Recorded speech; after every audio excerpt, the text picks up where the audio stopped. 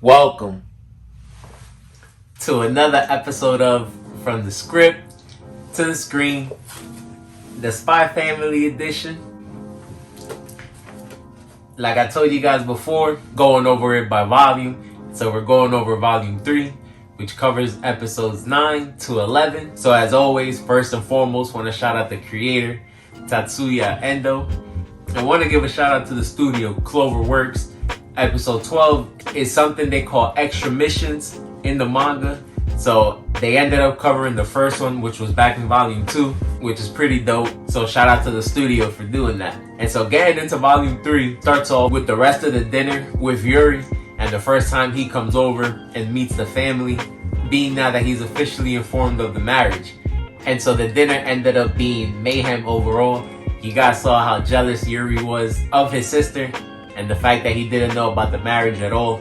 So he's suspicious of Lloyd the whole time, wants to see if they're really married, and wants them to prove the situation to him. Ends up getting hurt in the process. So like I said, the dinner was just a lot of craziness. And the aftermath was that it did leave Lloyd a little suspicious. He learned throughout the dinner that Yuri is actually part of the Secret Service police, being that he has some information that Yor's not privy to. He now thinks that Yor could be a suspect in this, and that she could be somebody that's helping to get him arrested. It does change the situation a little bit, and it's just something that I would say reminds Lloyd to keep himself on his toes, like his assistant reminds him he could lose his life any day. And so he's kind of reminded about that in this situation. Another aftermath of the dinner is that we see that Yor feels like she might not be doing the best that she can to be a wife, and so she has some doubts herself and feels like she has to make some changes so that the facade that they have up could continue. We know that all parties involved are benefiting from this. As crazy as it is that these people did come together, we know that it's helping everybody out. And so we see just how much everyone wants to make the situation work. But I did love the addition of Yor's brother because it just adds a little bit more mystery into the story.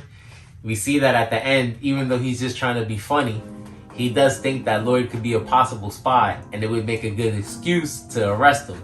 And so again, it just adds to more suspense into the story. And now again, we just don't know who's fighting for who and who might end up helping who in the long run. But a lot of fun in this volume. Shifting back to Anya, since we know that she's the main focus, she has the easiest path to get to Lloyd's target, Desmond. Lloyd again tries multiple ways to try to increase her focus, try to make her more into her studies and things like that, because again, he's desperate for her to earn these stars. The students end up finding out about a rumor, and they think that they'll be able to get a stellar star if they have a good performance in this dodgeball game. And after an unfortunate sequence of events, Anya finds herself by herself. Even after all that training she does with Yor, and shout out to Cloverworks, they did extend that sequence and made a whole training montage, which was pretty cool to see Anya and Yor bonding a little bit. And we got to see a little bit of just how special Yor is. We know that she's very gifted physically, and so it was fun to see her just taking everything to the extreme, even dodgeball. They fool us and make us think that Anya's about to handle business. Anya's special shot.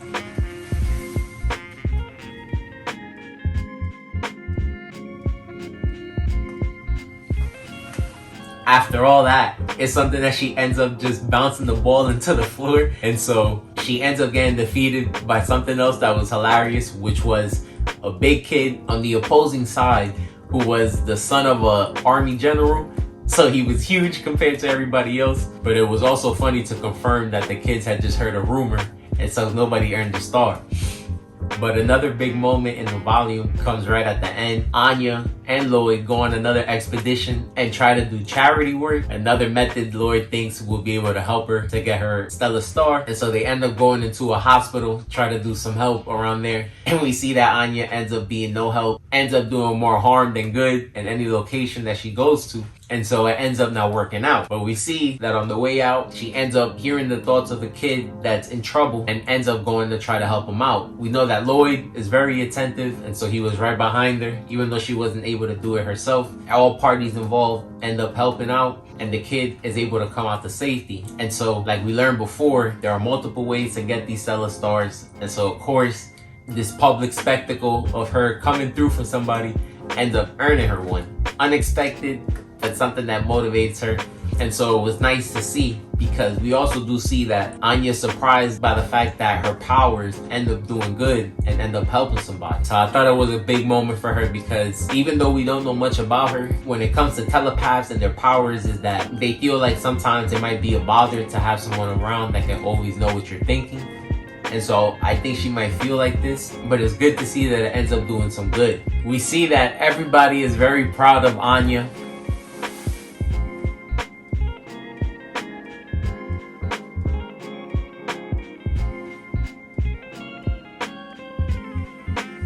A very nice moment for the family and a good step moving forward for everybody.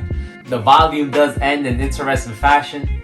Something that you guys see at the end of episode 11, where Anya feels like she should get some type of reward for getting this stellar star. And so she finally lands on wanting to get a dog, who we see is on the cover of volume 4. A very nice looking dog in my opinion. But we'll get into that next episode. As always, let me know what you guys think about the show so far. And we out. Peace.